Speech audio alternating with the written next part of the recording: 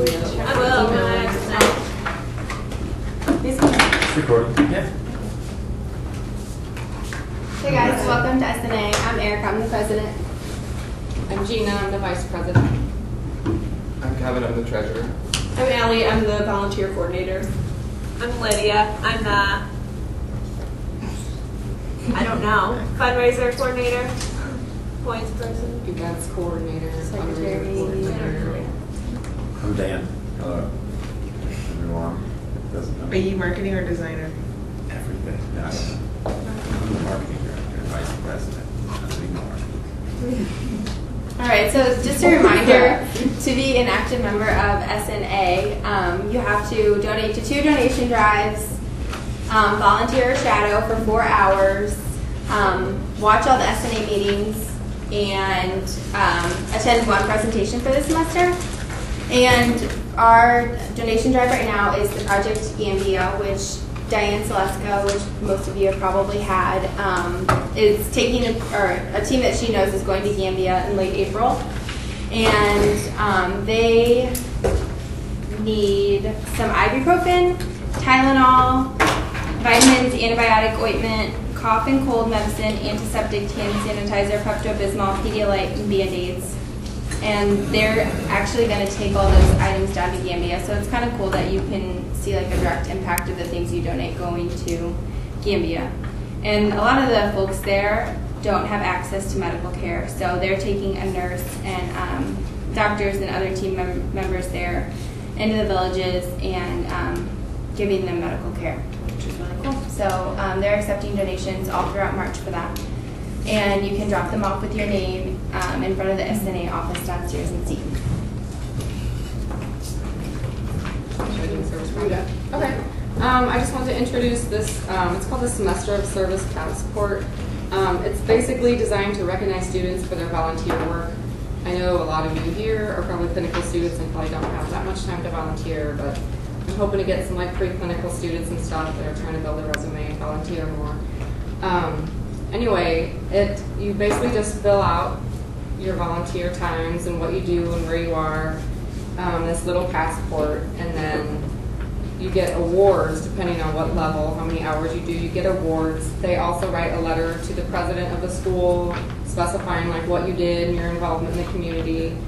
They will also write 2 other letters to 2 other people of your choosing, jobs, anything like that, scholarship applications, and then website recognition. So I think it's great. I did it 3 or 4 times, but I did it pre-clinical because I'm in the accelerated program, so I don't have time to do that much volunteering now, but it's just a really great thing. And then, so it's great for your resume, and it's also great because you have a record of what you do, so you have a record of all your hours and stuff. So you can find, there's some of these flyers over on the table over there, and then also on OrgSync, this flyer is there that has all the information on it, and it also tells you how you can pick these up as well, the little booklets. Basically what I want to say is that I'm working on getting, I don't know if any of you guys have worked with food outreach. I think if you were in nutrition with Tanaka, she had to go there for extra points. But in April, we're going to have like a group volunteer project. It'll be on a Saturday in April. The date's tentative right now, but I'm going to put that on OrgSync as soon as it's finalized, and that'll be for your volunteer hours. Blood drive, if anyone's interested, if you can let us know if you'd be interested in a blood drive. We need at least 20 people to get a blood drive together. So I need to know that there's going to be interest, at least 20 people interested in it. So if you are interested, if you can, I posted something on OrgSync asking, and our Facebook page asking if you were interested in it. Just go ahead and if you think you would donate, or if you want to volunteer there, say you would, and then we're going to get that set up. And then the only other thing is we have t-shirts and hoodies for sale. T-shirts are $15, hoodies are $35. That's it for me. Really quick, we do still have openings for some officers for the fall position. So we still have president, volunteer coordinator, fundraising chairperson, and secretary open. So the next deadline is April 1st. So if anyone's interested. Apply. Okay, so I'm Lydia. I'm the one that you get lovely emails back from. Hopefully. So presentations, we've had a lot of people email us about presentations and like what's available, and I just wanted to explain it in person so that people can hear it also when they watch it. But a presentation is any health-related presentation you can go to. It could be through a hospital, it could be on campus, off campus, but a lot of times in the healthcare field is you go to presentations for work, continuing education hours, stuff like that. So I just posted something on OrgSync about women trailblazer presentation event. It's on North Campus, and that's going to be Thursday. I know it's short notice. Everyone should have gotten an email from, I think, Theta or Iris about it. But I reposted that, and it's from 2 to 5, I think. So that's a presentation. There's also, this was on this door over there. It's a College of Nursing Research Day, Wednesday, April 8th, in the Millennium Student Center. It looks like it's like 3 to 6 p.m. And it looks like different professors from here and other professors from other schools with their PhDs are going to be coming. So that can also count for a presentation. I haven't seen an email about this, but I did take a picture of it, and I'm going to try and come up with something to put on OrgSync so that you guys can go to this for a presentation. So that's April 8th. It's a Wednesday. So any presentation that you guys can find, go to, email us, take a picture of the pamphlet, put the pamphlet under the door, just some sort of proof to know you guys were there, and then you'll get that marked off your list. And then we also are going to be having a car wash, and I want all of you guys to take these and pass them to your families. It's going to be April 4th, 9 to 12 p.m., and that's a Saturday.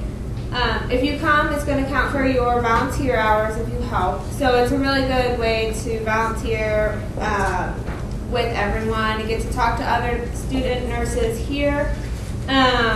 It's off Kirkwood Road at the Mako there, and the address is on here.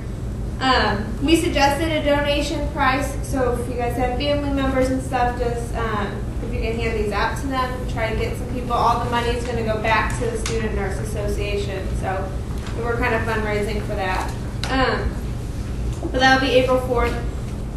These flyers are posted on OrgSync as well, and then we'll send out reminders when it's getting close to it. So, and then otherwise with the points, I just went and I did all the stuff for Gambia Project that was outside the door. So those will be up with the March points when I upload those onto OrgSync. So, does anyone have questions about the points or anything?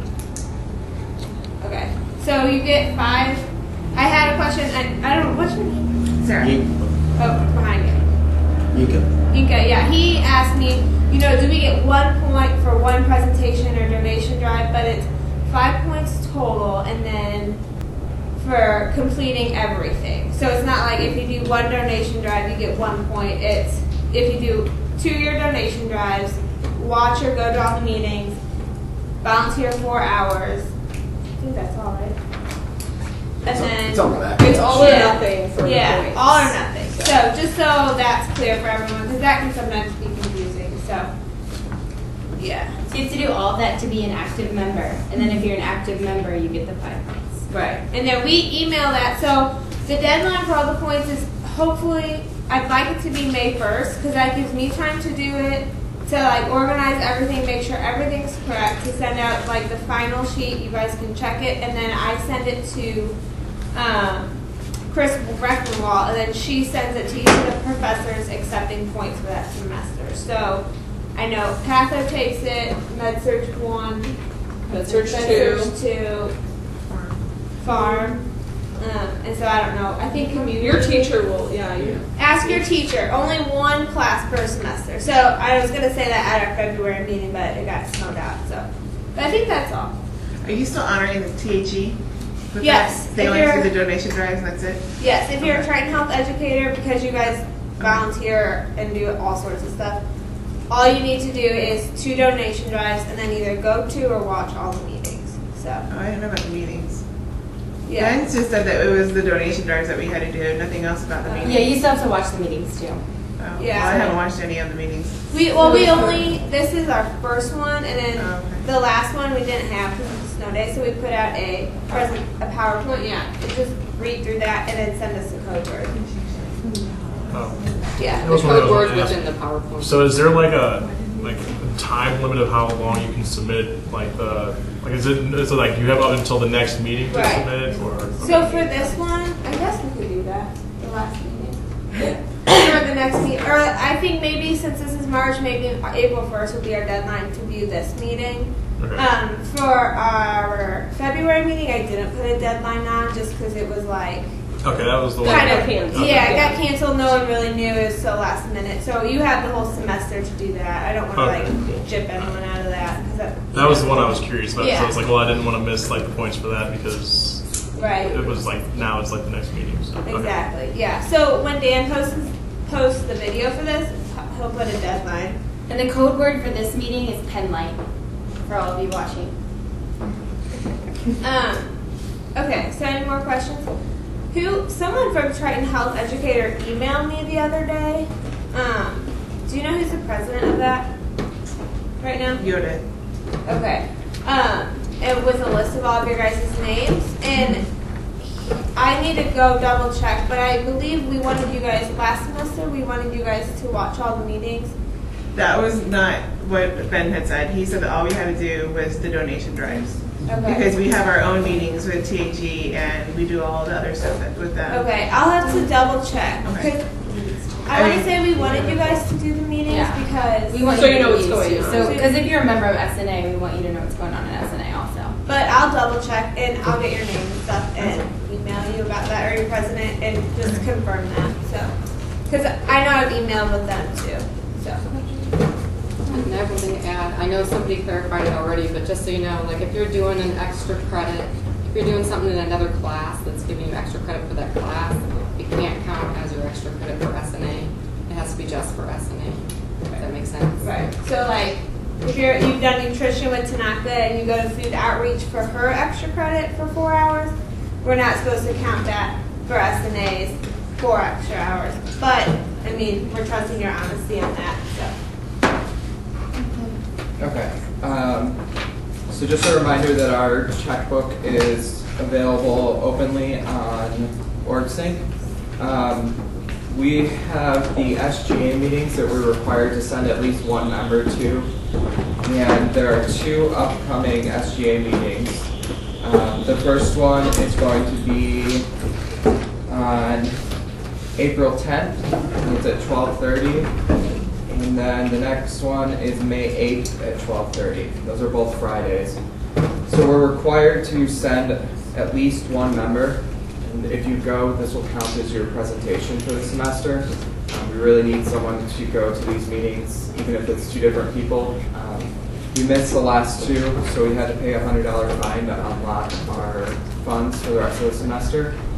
So if anyone here wants to volunteer right now, that would be great.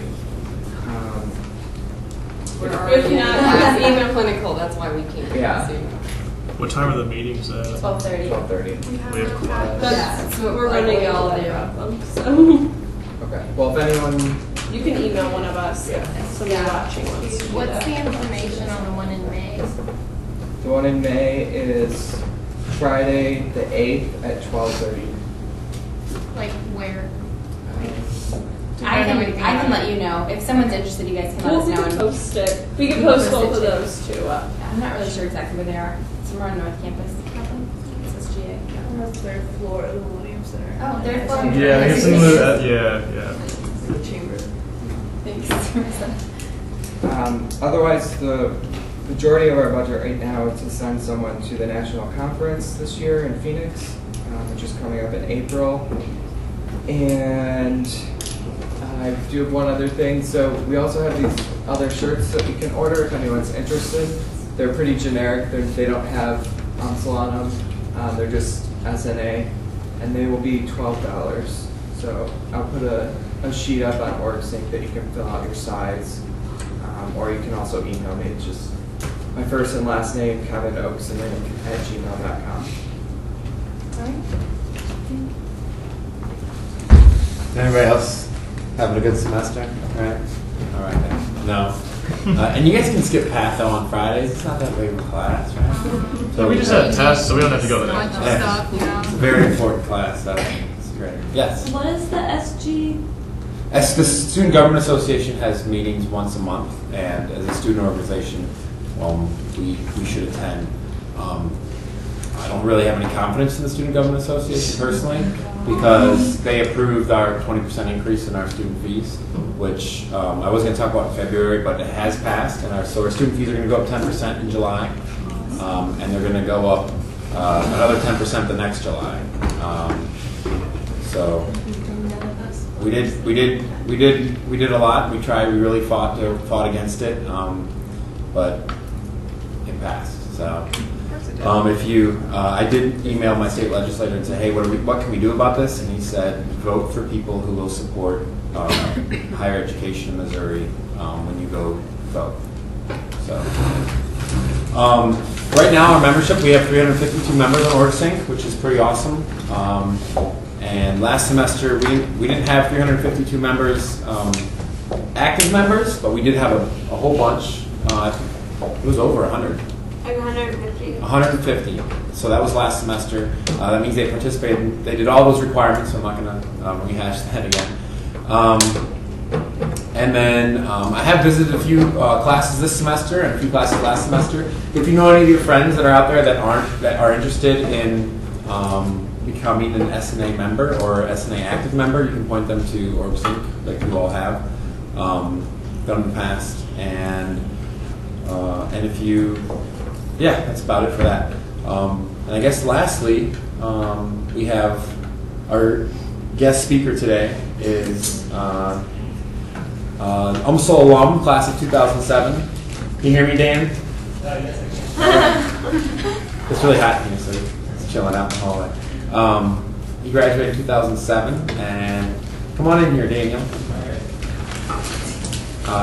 He is a flight nurse for children's transport team. So he rides on an ambulance and he flies, and he can tell you more about what he does. But please welcome Daniel Bruns, BSN, UMSL alum. Oh, thanks. So I was kind of talking to you guys a little bit about what I do. Does anybody work with peds now, or I work at Children's. You do? Where you work? On the 10th floor. Okay, so you've probably seen us before. Yeah, so just a little background. I started off as an EMT, worked in the children's emergency room. I started in 2004 and went to school here, and after I graduated in the end of 2007, I worked as a nurse in the ER for 4 years, and then went to the transport team in 2013. So I've been there for a little over 2 years. Just a little background on the transport team, the children. Let's see. So it's a service. It's available 24 hours a day, 7 days a week. We treat and respond to neonates, pediatric patients, and we also now have teamed up with Bruns Hospital, the labor and delivery nurses. So we'll go and get pregnant moms and bring them back to Barnes so they can deliver at the Barnes Hospital. And then if need be, their babies are taken over to the NICU at Children's. We do about 2,500 trips a year, so about 200 trips a month. Out of those 200 trips, 30 to 40 are by air, so either flying in a helicopter or we also have an airplane we take. To fly in a helicopter, the patients need to be pretty sick, and we really won't fly further than an hour and a half away for the helicopter. If the patient's pretty sick, or if the distance is longer than a 2-hour drive, we can fly in the airplane as long as the city that we're going to has an airport.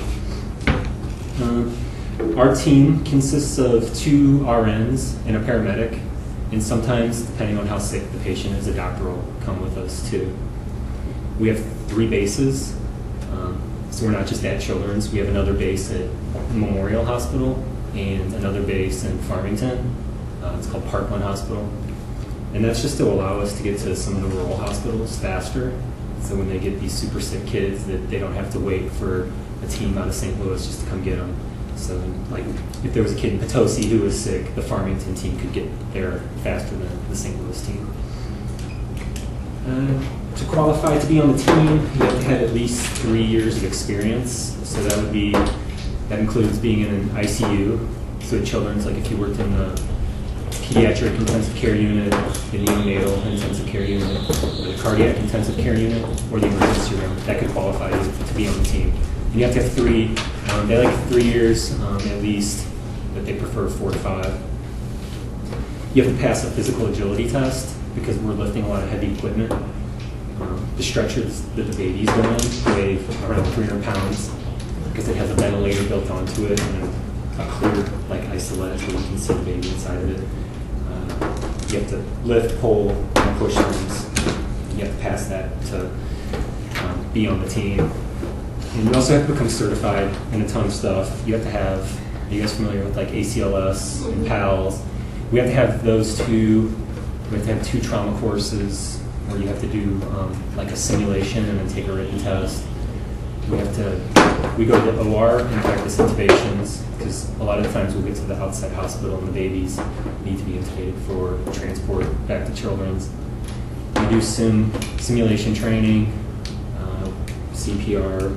We also have to go to conferences and stuff just to make sure we're on top of all the current, information and trends that are happening in health right now.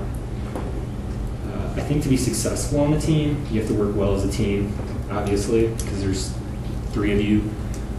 So what we do before we go on a trip, we will talk about who's going to do what and just have a plan just to try to provide the best care for these kids.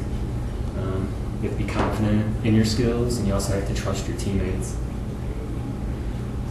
Let's see.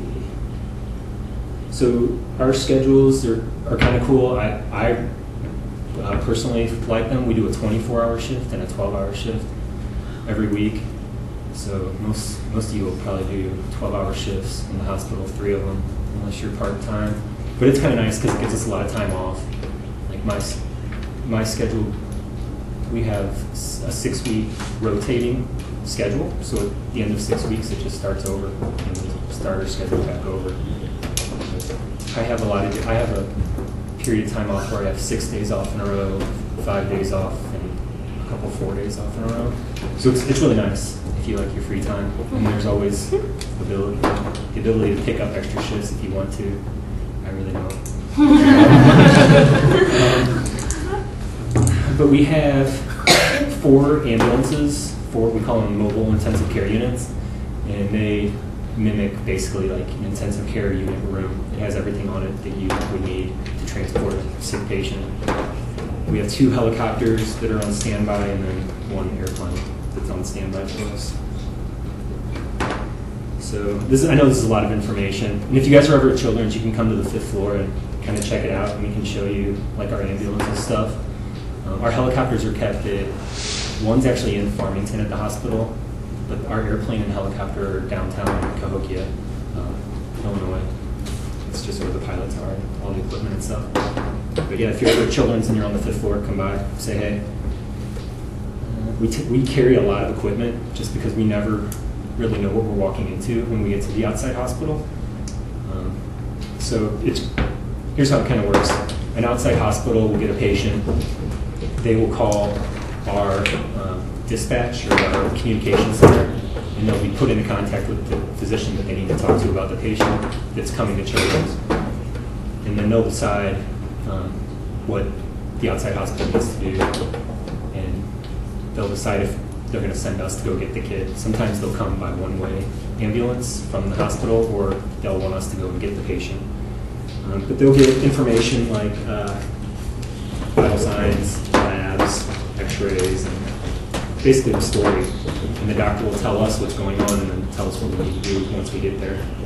But when we get there, it's not always the case. The kid could be a lot sicker than what they originally thought, or they could look great, which is always a plus. Like when you get in, the kid looks awesome. But we take a lot of stuff with us. We take a ventilator on every trip. We have to take narcotics, antibiotics, vasopressors, bronchodilators, pyuretics. We have a portable blood gas machine. We have a supply bag that we have to take with us on every trip. It has our fluids, like our mannitol, our saline, our airway equipment, our breathing tubes. We have a quick reference guide binder that's kind of nice. It's based on weight. Like a lot of PED stuff is all weight based, so you can just turn to the page of the book that's 5 kilos, and it'll show you how much of a certain thing you need to pull up and what the correct dose is. So you don't always have to, you could use a second reference, which is kind of nice. We take tons of IV pumps, and we also have this thing we've been carrying. It's called the Glide Scope. We've had it for the past couple of years, and it's for difficult intubations, to where it's a video. You put in the blade inside the mouth, and you can see on the TV screen the vocal cords. So it's just another way to get access to an airway. And we get lots of different kinds of patients. It's kind of like working in an ER. You don't really know what you're ever going to get. But we do a lot of newborn transports. We'll even go to the hospitals to pick up babies that they're waiting for us to C-section, and then we'll do the resuscitation if there is one. A lot of the kids we get have cardiac issues, pulmonary issues, GI, neuro issues. Right now it's been like a lot of RSD. Our ICUs are overloaded right now, and we're really only able to take really sick kids. But I think this RSV season's kind of slowing down, which is good. But a lot of these kids are getting really sick right now. We travel throughout the United States. We'll go anywhere. And most of the kids, if we travel far for, an example being like California or Oregon or like the East Coast, or kids who need transplants, that the families have done research and have found like this doctor at Children's specializes in pediatric transplants. So we'll fly out there and get them and bring them back. I've been to Kansas, Wisconsin, Kentucky, but we really go everywhere. I think some teams have gone to Canada before, which is kind of crazy. So I don't know, like I said, I really like the schedule because a lot of time off, I love it. Like, nursing school really stressed me out. I hate nursing school. I just wanted to be like done and relax, and it's nice now. I feel like I have a job that I can relax. It's cool working with paramedics too, and the nurses from the ICUs. I've learned so much from this. It's been great. Like I said, it's really fun, and we get such a broad range of patients that you learn something every day. The hardest part, though, I'd say, is trying to plan. You really need to plan 2 to 3 steps in advance when you're on the transport team. If you have an asthmatic, you need to constantly be thinking, like, okay, if this, non-rebreather isn't working, what size endotracheal tube do I need? What medicines do I need? What's the doses? So just kind of taking a step back and not getting tunnel vision when things kind of hit the floor and get scary. And trusting your teammates is really important. Another thing that's really tough is, you can be tough, is you don't always get off on time. Like if you're a nurse on the floor in the unit, you usually can get out of work probably within like an hour when you're supposed to, but we can get a call, if I'm supposed to get off at 7 o'clock, we can get a call at 6:30, and I might be going for, 8 or 10 hours. So we always say if you have plans after work, you're going to be screwed because you're going to go on a trip for a long time. So let's see, what else about our team?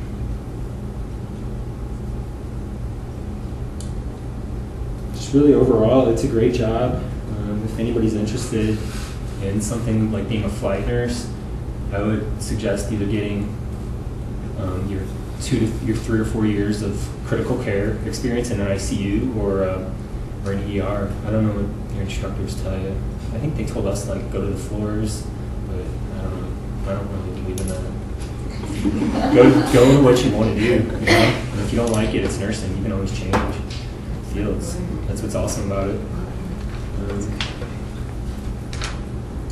Where were you for the first 3 years? I was in the ER, the children's. That's all I know, or peds. And it's funny too, like, if I meet someone and they're like, man, I couldn't work with peds, that would be terrible. Like, I think to myself, it's kind of funny when you hear people say, like, it's terrible. And, like, I love it, so I don't see it being awful at all. That's all I know. It's easy. Yeah, we just try to arrive, try to help hospitals. What's done for me, I have a new respect for rural hospitals. When I worked in the ER, it was kind of like a joke. Like, they don't know what they're doing. But some of these hospitals just have 2 nurses or a nurse and a doctor, and they can get anything. So it's scary, I think, for them. I mean, it's scary for me. Like now, I couldn't imagine just being by myself or with a doctor and not knowing what's going to come in and not having the resources. Their trauma rooms, their psych room, and their ortho room, and yeah, I just say I have a respect for them now. Yeah. You have my exact dream job, actually. Do you guys let anyone shadow on your floor? You do? Yeah, so once you've gotten your 3 years, and if you're interested in the team, people have to shadow, and they have to fly with us before they can get hired. Okay. Because there would be nothing worse if you got up in the helicopter and started freaking out and couldn't take care of a patient. So they want to make sure it's okay, you're okay with flying. Can you do anything before that, or is the only shadowing you do like after you? I don't know. You could talk to our educator. I could give you their phone number and talk to them about shadowing. Yeah. I know the ER lets you shadow, and I'm sure the ICUs and the floors let you shadow too. But I don't know if I've ever seen anyone shadow our team. I have a question. What do you do if you don't get calls? Like, have you ever had a shift where you're just like, Yeah. do you help in other areas? Or what do you do? You can. If you do a 24-hour shift, you just try to rest and sleep because you never know when you're going to get called out and how long you're going to be out. The floors call us to help with IVs.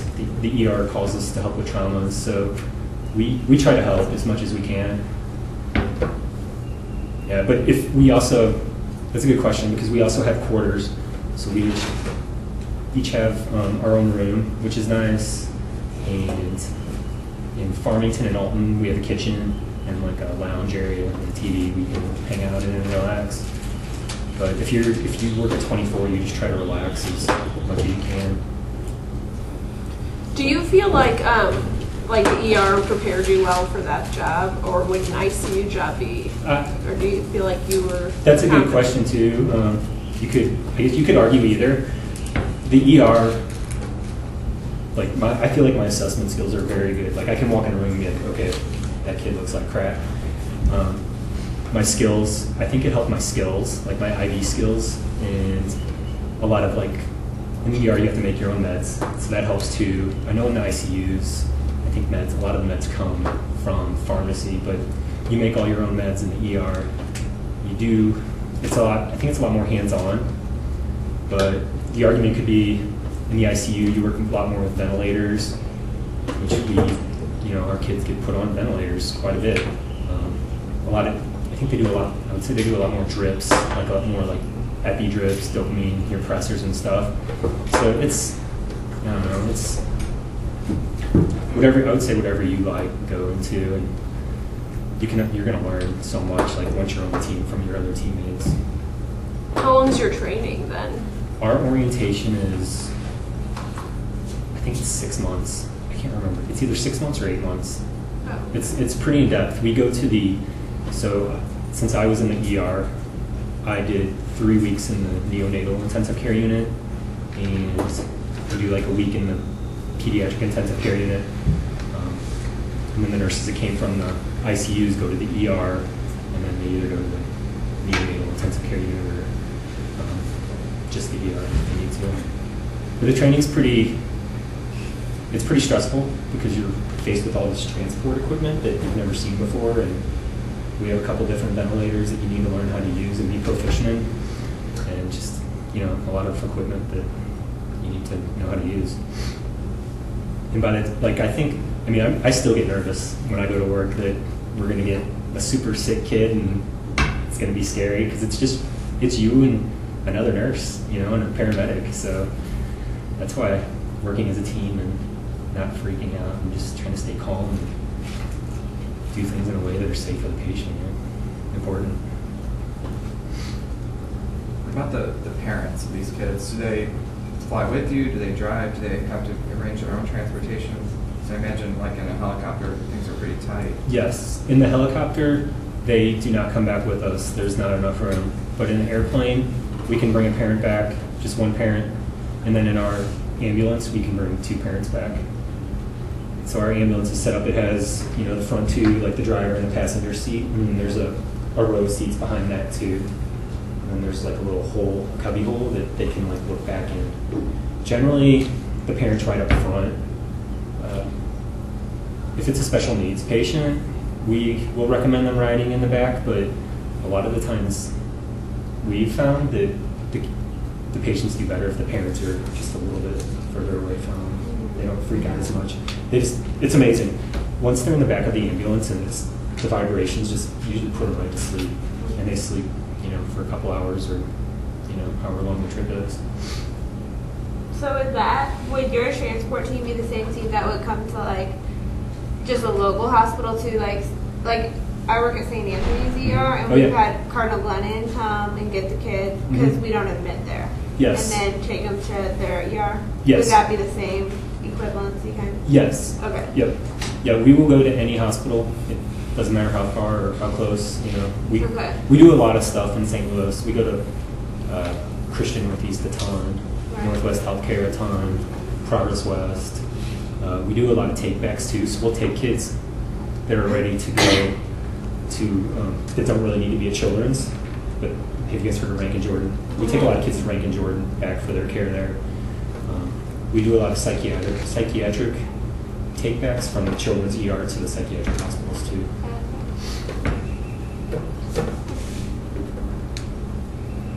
How scary is it to start your first job in an ER? I don't know. The transport team was scarier to me.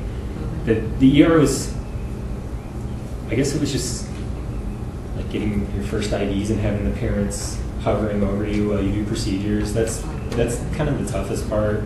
The kids are easy. It's the parents that are going to be your biggest, I think, challenge. I don't know what to say about adults. I got nothing on you. You could probably talk to me more about adults. Does anybody have any more questions? No, that's it. Can you tell us your favorite experience? Oh wow, everybody always asks like, what's the worst? Your favorite most adrenaline rush. Oh wow. I don't know. It's just nice, like when you drop a patient off. Like, because when I worked in the ER, there really wasn't much. And I'm not doing this for like thanks or appreciation or anything. I just do it because I love it. But like just having a parent like tell you like, hey, thank you so much. That was great. We really enjoyed you guys. You know what you thought you guys did was awesome. Like that makes me feel really good. And like probably I don't know. I've seen some stuff. So like it really needs to stick out now for me in my head for it to be kind of crazy. But this has happened twice. Once when I was in the ER and once on a transport. We had to take a neurosurgeon with us because the kid had increasing intracranial pressure and they had to do an emergency evacuation of CSF. So they just did like hand drill crank and fluid and monitored and took him back to Children's. So that was pretty cool that they were able to do this for the kid at a bedside and take him back to the hospital. Yeah. You all have a lot of good stories once you start. Are you guys almost done with school? Everybody's different. Yeah. I graduate in August. Oh, good. Next. Cool. Do Do you know where you're going to work? I don't know for sure. Yeah. The only thing I can say about that is when they like when they place you when you're doing your senior synthesis, if you can get to a hospital in an area where you want to work, that's a good stepping stone to actually get a job there. Yeah, so like if you wanted to work at Children's, like try to do your senior synthesis. Where'd you do yours? I did mine at, where did I do mine? I think I did mine at Christian, but I already knew where I was going to work. Okay. I picked where I wanted to go. I did like heart and liver floor, and I just did that because I felt like that was my weak point, and I wanted to prepare myself for NCLEX. So that's what I did. My daughter graduated here in December, and she works at the NICU unit in Children's. Oh, cool. I think she just had her simulation today. Yeah, that's awesome. They're busy. Does anybody else want to work with peds? Yeah. How long did it take you to get used to the 24-hour? It just depends. Some days are great if it's not super busy. It usually takes about a day or two to recover from a shift.